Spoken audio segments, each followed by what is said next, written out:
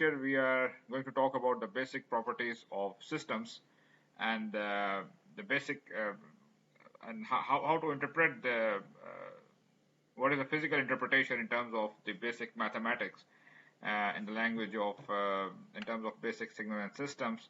So most of the content of this video lecture has been taken from the second edition on signal systems by Alan V. Oppenheim and Bilski with Hamid Nawab. So this second edition of signal systems is available widely on internet. You can download a copy of PDF for consultation. Okay, so okay, now let's start our discussion with the basic system properties. To start with, we have a system. We can have system with or without memory. Okay, now what it means is that so system is said to be memoryless if its output for each value of the independent variable at a given time is dependent only on the input at the same time. Okay, the system could be, for example, okay, the system could be continuous time, the system could be discrete time. So now the properties that we are going to discuss, various properties that we are going to associated with the systems. The systems could be in nature, it could be discrete time, or they could be continuous time. If the system is in discrete time, then just imagine that okay, in analog world you have, be it a speech signal, a music signal, whatever it is. Let's assume a time varying signal xt, which is let's say sampled. So there is an ideal switch that closes, it shuts down itself on and off. Okay, at certain interval t is equal to nts, and capital T is the sampling interval. Okay, and this in turn yields a sample signal. So t is replaced by nts. All right, and you can replace this t by nts. So you see that the values that you have for the independent variable are discretized. Okay, so basically this argument is an integral multiple of the sampling intervals. Okay, so this is a discrete time signal. This is a discrete time signal, and if your sampling interval, for sake of simplicity, let's assume this to be equal to 1 second. If TS sampling interval is 1 second, then so that means the switch is closing every second. Okay, so the samples are coming out each second. So that implies that from the continuous time you have a discrete time signal. Okay, it's not a digital signal, but it's a discrete signal. So there's a difference between digital and a discrete signal. In the digital signal, the values that the amplitude that x of n can take are also discretized. Okay, so there's a process called quantization, which we are going to talk about later on. But anyways, what I'm trying to say is that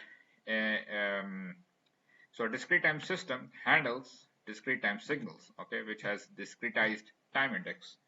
Similarly, continuous time systems, they handle continuous time signals. Okay, we're having continuous variable t. All right, but the properties that are associated with these systems are quite similar. Okay, I mean the definition, if you are going to define a system with or without memory, well, the idea is very simple, and the physical interpretation and the mathematics underlying which describes these properties are the same. Okay, so for example, what this statement that I've read before means is that suppose you have a system, okay, that's the output of the system.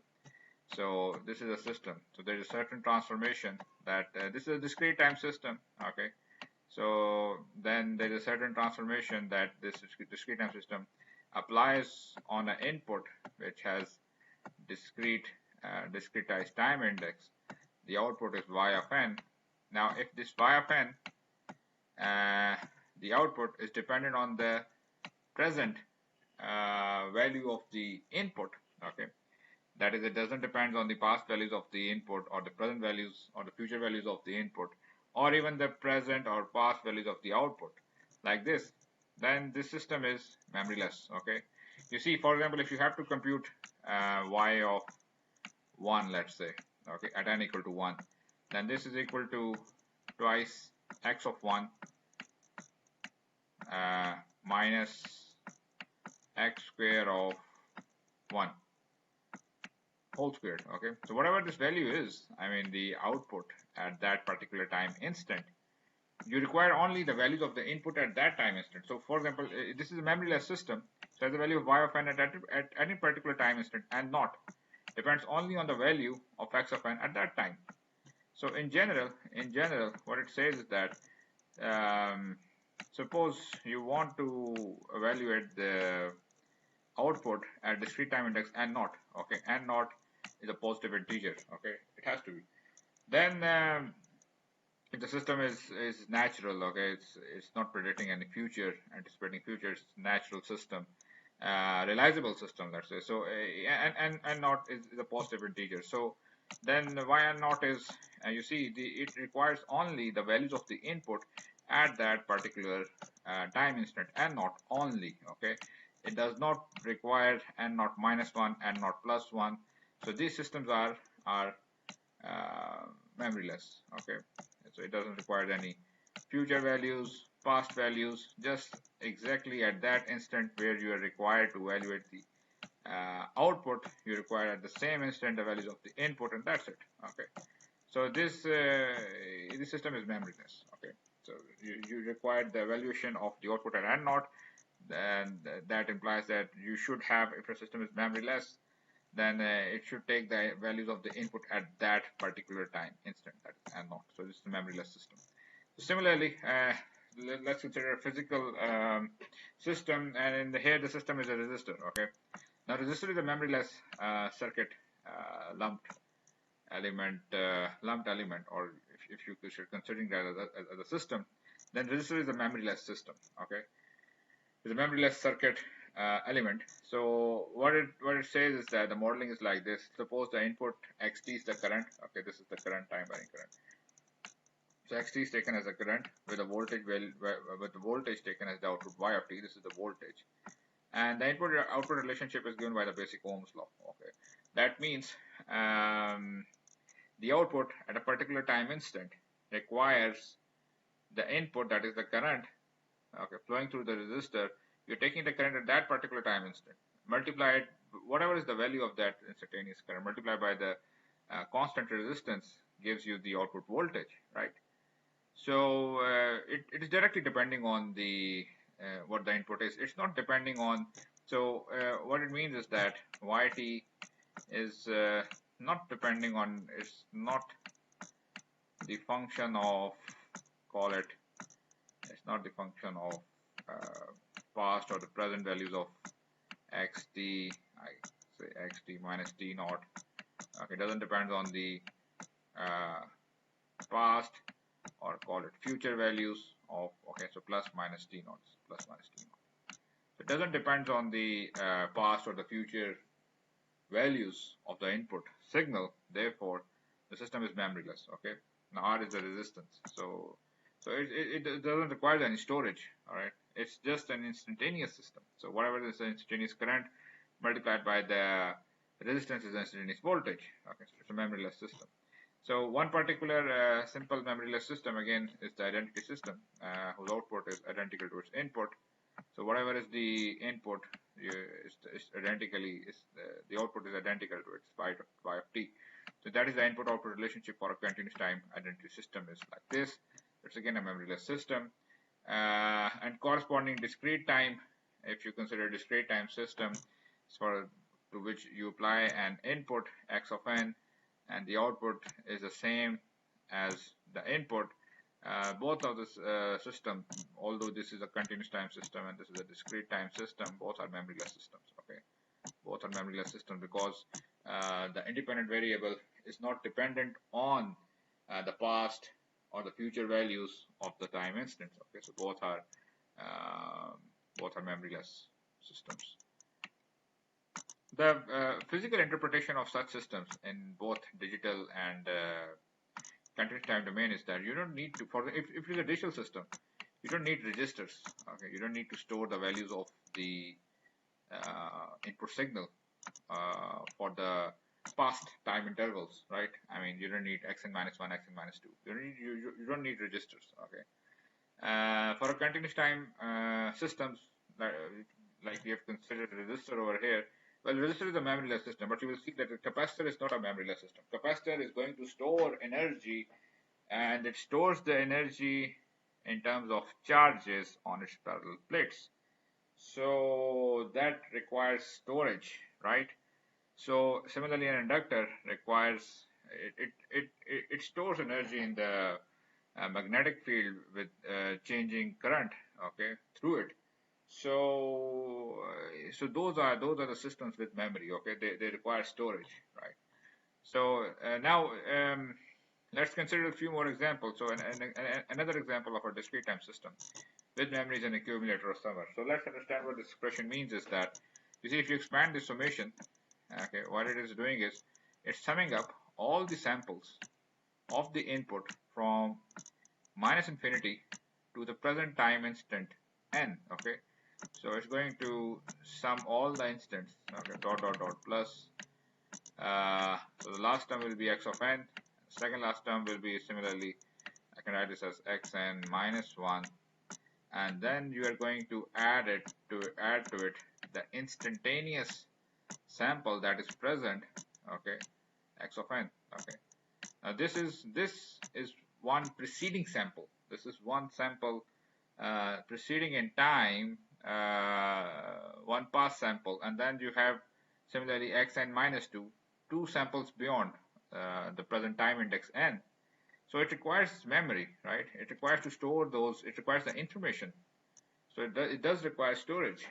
So what it's doing is it's summing up all the samples of x of k up until the present time index n. So it requires memory, okay. It requires the storage of those, or the information of those samples of input signal xk, right? If y of n like this was equal to x of n, then it's a memory less system. But over here, it's quite the opposite. Now it is a system with memory. Okay, so this system accumulator is a system that requires memory. And why it requires memory? Because it requires storage of the past samples. If it is a memoryless system, you don't require the past or the future samples. So over here, it requires the information of all the past samples from where the x of n starts. So it is a system with memory. All right. Now, second, a very simple example is a delay.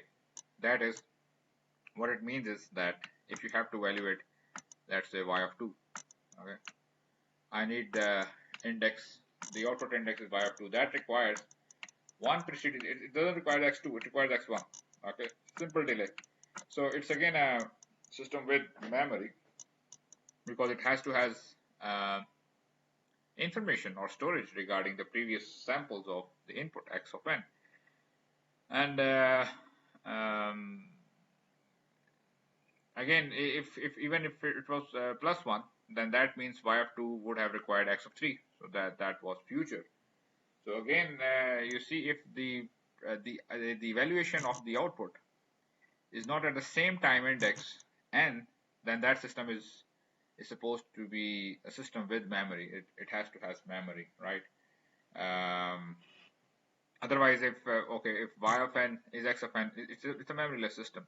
Other than that, n minus 1, n plus 1, n minus 2, whatever it is, just like this, or in general over summation, and then the system is having a memory. Okay, the discrete time system is going to have registers, and then it's going to store the values in the registers, going to call them whenever required. Okay, so it requires storage. Similarly, for physical systems like a capacitor is a very good example of a continuous time system with memory, since if the input is taken to be the current and the output is taken to be the voltage. Okay, so what it says is that x of t is your current, y of t is your voltage, and the relationship, if you recall, for current and voltage for a capacitor C is basically C dy by dt.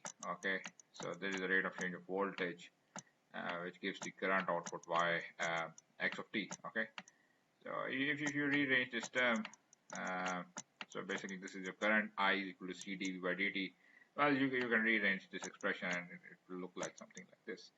So this requires, I mean, you can also express this relationship as, for example, if I have to evaluate this integral up until call it t minus 1, okay, then what is this expression? This expression will be equal to, because I have accumulated result up till t minus 1, This is yt minus 1. Okay, so I need to know the output at one preceding up until t minus 1. I need to know what has been accumulated, what is the information, okay, what is the stored information, and then you can add this up. So the present sample will be xt. So again, tau is a dummy variable of integration. So you're left with x tau, d tau. However, your the limits of integration will be uh, from t minus 1 to small t. Okay, you should figure this out correctly. So it means that the output, in order to well, these are equivalent specification. Okay, either use this expression or this expression. This is one and the same thing. It requires that to evaluate the given output, you require the information at t minus 1 as well. Okay, so it's like recalling the past output. It's you need it's a system. It's a system that requires information regarding the past. So it's a system with memory. Okay, then for the present up until the instantaneous time t, instant time t, then you integrate over the interval t minus 1 to t, okay, to find out what the voltage is, and then you add this up to yt minus 1 to get y of t. Okay, so this expression shows that the system capacitor is a system with memory. Okay, C is the capacitance over here. So now the physical interpretation, you can say, roughly speaking, is that the concept of memory in a system corresponds to the presence of a mechanism in the system that retains or stores information about the input values at times other than the current time. So you see, other than the current time, which is t, you need information at t minus 1, for example, over here as well. So similarly, for a discrete time system, the current time instant is n, just like over here, but you require information at n minus 1 as well. Okay, similarly for accumulator in general, you require information for all the past samples, minus infinity to n minus 1.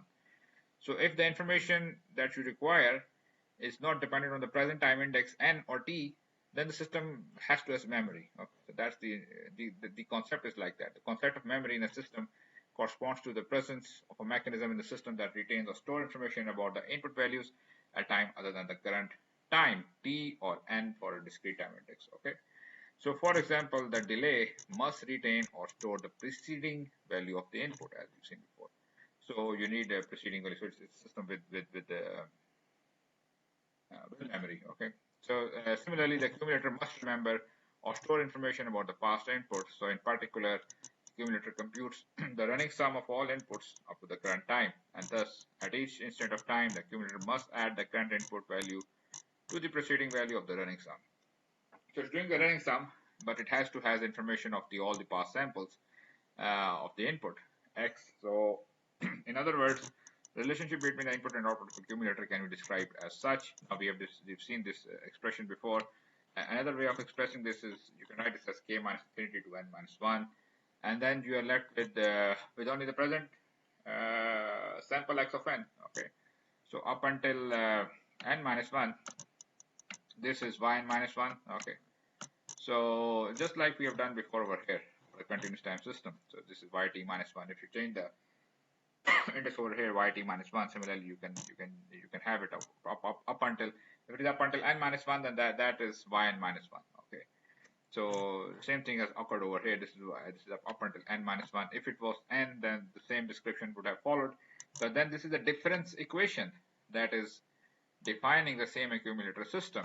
Okay, and to compute the output, present output, you need the past output, and you need the present input sample as well. So it's a system with memory. So represented in the later way, in this way, the output of the current time index and the accumulator must remember the running sum of the previous input values, which is exactly the preceding values of the accumulator output. Okay, so we need the preceding value of the accumulator output. So it's a system with memory.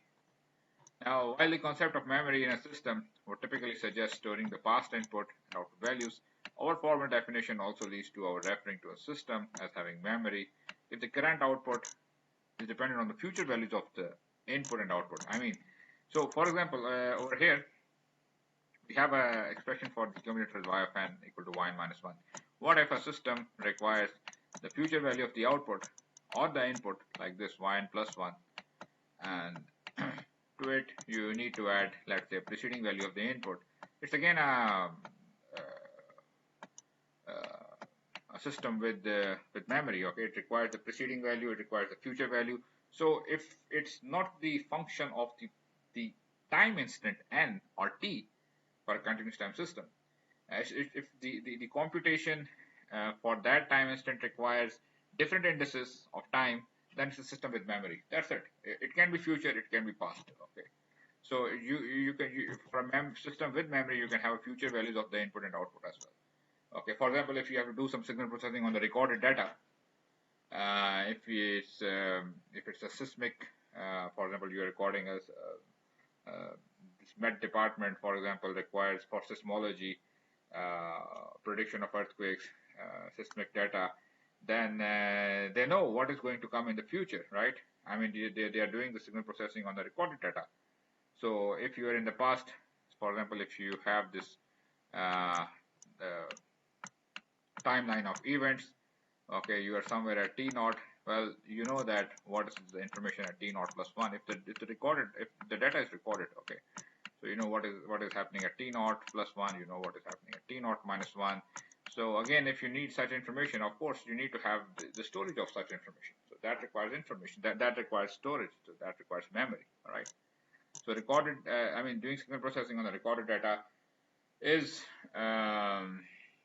I mean, it's not a memoryless system. It will require memory, okay, to store all the values of the inputs. Okay.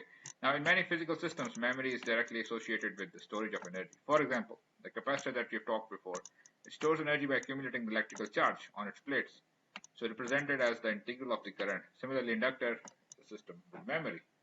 So, as a simple RC circuit has a memory physically stored in the capacitor. Similarly, in discrete time systems, implemented with computers or DSPs, microprocessors, embedded systems, the memory is typically directly associated with the storage registers that retains the values between clock pulses, right?